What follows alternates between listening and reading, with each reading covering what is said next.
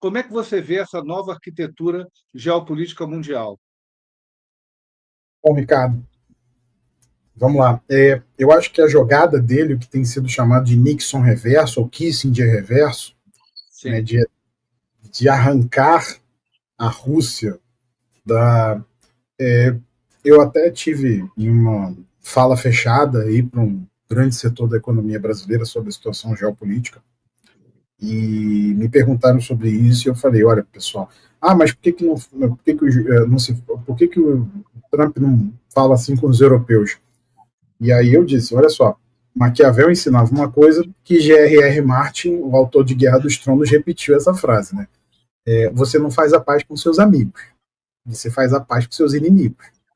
E às vezes você... E há um corte que eu recebi há poucos dias, creio que tenha sido segunda-feira ou domingo, do Marco Rubio falando, né, sendo perguntado pela imprensa, e aí o pessoal, mas vocês acham que vocês não estão sendo muito amáveis, afáveis com a Rússia? E ele falou, a linguagem da diplomacia é uma linguagem, a gente vai ter que falar muitas vezes, nem sempre com pessoas que a gente gosta. Ele até falou, não é o caso do presidente Putin, mas a gente vai ter que falar com pessoas que a gente não gosta e a gente vai ter que sentar na mesa para conversar com essas pessoas. Isso é parte da diplomacia e isso é parte do jogo. Isso os indianos entenderam muito bem, estão nadando, no meu entender, de braçada, mas estão nadando porque eles têm hoje uma elite girando em todo o Narendra Modi, especialmente o seu ministro de Relações Exteriores, que é o Jair Shankar, que é um cara brilhante. Ele tem um livro sobre a Índia nos assuntos globais, Índia em Global Affairs, se eu não me engano, é o título do livro. E é um livro espetacular, vale a pena ler. Eu já falei isso para várias pessoas de vários setores brasileiros, para a imprensa, para o pessoal do agro, pessoal da indústria, Fiesp. Tem que ler, porque isso, se bobear, até um manual de instruções para gente. De como Repete o nome que eu vou tentar pegar o link, Sandro. Vou tentar eu acho pegar que o é link. India Global Affairs. Eu vou dar uma olhada aqui. Mas, assim, é espetacular. E o cara, assim, procurem cortes desse cara falando, vídeos desse cara. Essa semana na Índia está rolando o principal fórum de discussão de relações exteriores e segurança global indiano, que é o Raisina Dialogue. Eu tô até com uma grande amiga lá assistindo, e aí eu tô só assim, e aí, o que falaram, o que falaram? E aí ela falou assim, não, hoje o café da manhã foi com o ministro das Relações Exteriores do Irã, e ele estava comentando o telefonema do Trump com Putin. Aí eu falei, cara, olha que privilégio. Então, assim, a posição da Índia de defender o seu próprio interesse acaba abrindo espaço para ela conversar com tantos atores que em qual outro fórum você poderia ter isso? Se a gente for pensar, né? Talvez, aí eu digo, não estou dizendo com ufanismo nem nada, é por causa da nossa imagem, talvez no Brasil, mas aí nos falta habilidade de montar um fórum como esse, sabe, Ricardo? Não sei, se o Ricardo daqui a algum tempo for ministro de Estado, aí talvez ele monte um fórum desse. Né? Aí ele manda os caras aí montar um fórum desse. Mas até lá, nos cabe sonhar. Mas assim. Sandro, você está lembrado uma vez que a gente quis fazer, perdão, que a gente tentou trazer o indiano, a gente sofreu pra caramba na ICM. Eu estava na ICM, você estava lá, eu usei um monte de gente, nós trouxemos um cara, né, porque a embaixada mandou, que a gente não conseguiu ninguém que sabia nada de Índia, e não tínhamos um especialista no Brasil sobre Índia. Você está falando um negócio que a gente me surpreende 20 anos depois estar nessa situação ainda. Não, hoje a gente até tem gente. Eu tenho essa amiga que é daqui, estuda Índia, tá lá assistindo, né? Mas assim, mas é uma coisa muito surreal. É uma coisa muito surreal. É uma coisa muito surreal. Então, assim, e a gente não tem a mínima noção disso. A gente está vendo algumas movimentações, o exército brasileiro tem se aproximado muito do exército indiano, né, tem conversado muito, tem ouvido muito. A gente tem, agora, alguns anos já, Ricardo, a gente tem tido alunos indianos, tá? Com regularidade, assim, é uma coisa. E é impressionante a agenda deles. É impressionante, assim. É uma agenda muito clara de potência, de, sabe, construir de construir a questão, de construir o seu papel global e defender o interesse deles. Defender o interesse deles. Tem um corte do Jair Shankar maravilhoso que eu vejo, um europeu estava apertando ele sobre a Ucrânia, e aí ele virou e falou: o problema dos europeus é achar que um problema europeu é sempre um problema do mundo, enquanto o problema do mundo nunca é um problema europeu. Aí ele usou uma expressão que foi muito pesada, e nesses fóruns, normalmente as linguagens são muito diplomáticas, as pessoas batem, mas batem com luvas de pelica. E aí o Jair Shankar me sai com a seguinte expressão: talvez a Europa precise sair de uma adolescência nas relações internacionais, onde ela acha que os problemas dela são de todos. Aí eu olhei aquilo e falei: meu Deus, cara.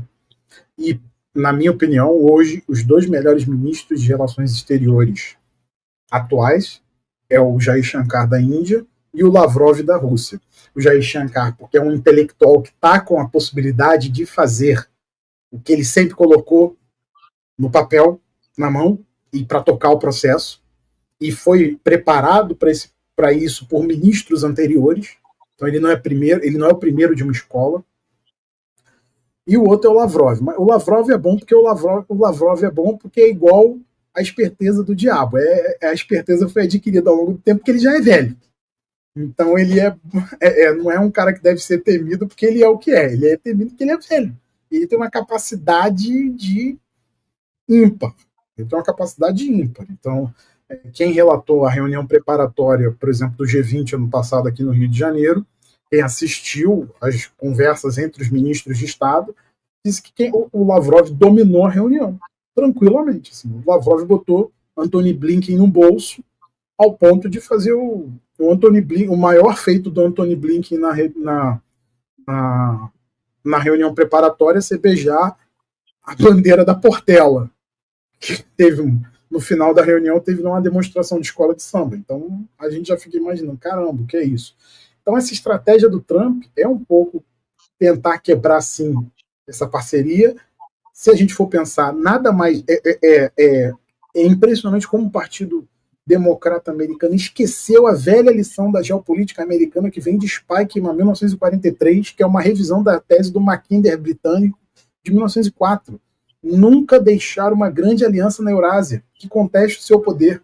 O Mackinder escrevia isso em 1904, dizendo, olha, evitem, cabe ao Reino Unido impedir uma aliança entre o Segundo Império Alemão e o Império Russo. E o Spikeman está falando isso porque não pode deixar acontecer uma grande aliança euroasiática que possa colocar a capacidade americana em xeque. Aí o Partido Democrata Americano vai e me faz isso. Eu até tenho uma imagem, um tweet que eu uso em umas palestras minhas, que é o Narendra Modi com a mão no ombro do Xi Jinping e o Putin recebendo os dois. Assim. E aí, a frase que esse professor utiliza, que é um professor de Harvard, dizendo assim, uma piscadela de olhos para um mundo sem Washington. Então, na verdade, o que o Trump está tentando fazer é correr contra o tempo e tentando desfazer a besteira que o pior assessor de segurança nacional que os Estados Unidos já tiveram, um idiota chamado... Me perdoe, Ricardo, me perdoe, tá? Por isso, mas aqui é sem papa na língua. Um idiota chamado Jake Sullivan fez. Um idiota. É um cara tão idiota que o cara conseguiu ter o requinte de dar uma entrevista, e além de tudo azarado. O cara deu uma entrevista uma semana antes dos ataques de 7 de outubro e fala, nunca o Oriente Médio esteve tão tranquilo. Guerra civil no Iêmen, guerra civil na Síria, Irã fazendo ataque de proxy contra a Arábia Saudita, e o idiota me solta essa. Aliás, ele e o Blinken fizeram uma dupla assim que o Blinken até eu respeito, mas o problema é que o Blinken viajava muito e quem tinha ouvido do presidente era o Jake Sullivan. E a gente sabe que teve a questão do declínio cognitivo do Biden, que foi uma coisa atroz. Porque, pessoal, as pessoas ficaram com a imagem do Biden desse último ano do Biden no poder. Só que isso é uma injustiça. Biden é um cara que foi eleito senador com 29 anos de idade. Sim. E o Biden é uma figura que a gente tem que lembrar que quando a gente assiste as imagens do Biden na Comissão de Relações Exteriores do Senado americano, na qual ele ficou quase 40 anos. Quase 40 anos, pessoal. É um cara que não era bobo. Não, a atuação dele na Guerra do Vietnã, pô. A atuação dele na Guerra do Vietnã. Sim. Então, assim, não era um cara bobo em relações internacionais, era um cara hábil, era um cara experiente. Agora, a questão, realmente, infelizmente, foi esse declínio cognitivo que custou muito caro aí. Custou muito caro aí. Então, o que a gente vê aqui, o que a gente percebe aqui, infelizmente, é que agora a administração americana está correndo contra o tempo. Não digo que o Trump é anjo, que o Trump é um cara que... Não, ele só tem uma agenda muito clara de recuperação do poder americano e de contestar qualquer um que possa negar esse poder americano. Então, conversar com a Rússia é possível porque a Rússia não vai contestar o poder americano no sentido de que um projeto europeu vai. Porque a Rússia nunca vai ser uma aliada fidedigna dos Estados Unidos. Não há como você fazer isso. Mas a Europa foi, durante 45 anos, uma aliada, só que foi uma aliada que começou a fazer o free riding na segurança que os Estados Unidos forneceram. Então, os americanos agora estão dizendo, olha, essa segurança tem custo e vocês vão ter que pagar. Então, isso é, sem dúvida, uma questão aí a ser colocada e a ser pensada. Agora, realmente, assim, o Blinken eu ainda coloco um pouco porque ele foi por um tempo diplomata de carreira e tal, mas eu entendo a crítica, não vou discordar de você, assim, cara. Mas a questão é que o Jake Sullivan foi, sem dúvida, assim, crasso. E o pior, para você ver como é que ele é azarado, ele vai entrar agora